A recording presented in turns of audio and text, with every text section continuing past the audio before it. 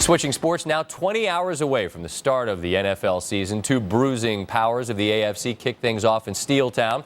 Last time the Titans and Steelers met, Lendale White and Keith Bullock famously stomped on that trademark terrible towel following a dominant Tennessee victory.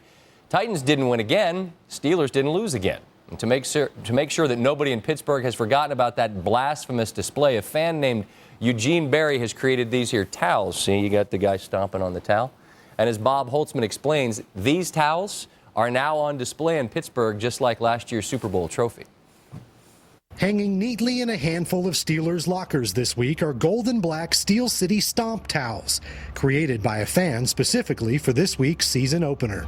We were walking out to practice one day, and they handed out a few, and I was just luckily I got one of them. It's kind of a cool thing to look back, years down the road and say, oh yeah, they did stomp on our towel when we lost them in Tennessee last year. 9 months ago, after Tennessee beat Pittsburgh, a few Titans, including running back Lendale White, danced on the Steelers' iconic gold towels. As you'd expect, it has been discussed privately in the Steelers' locker room this week. What's surprising is how long they spent talking about it. Head coach Mike Tomlin's message lasted maybe 5 seconds. It really hasn't crossed our mind, to be honest with you. We're focused on what matters about the game, whether or not they step on a towel or not really doesn't matter. If he feels like stomping on a towel is his way of getting back at us, then fine.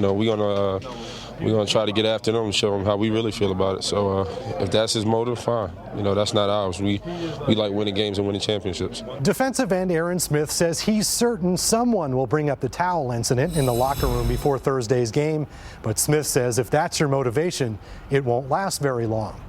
The defending Super Bowl champion Steelers have won 6 straight season openers.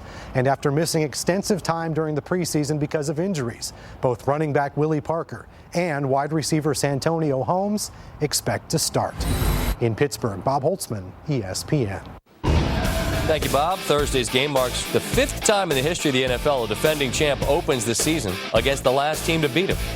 The good news for Tennessee, the last 3 defending champs lost. Good news for Pittsburgh, last defending champ to win in this situation was the Steelers in 1980 against the then Houston Oilers, who are now the Tennessee Titans.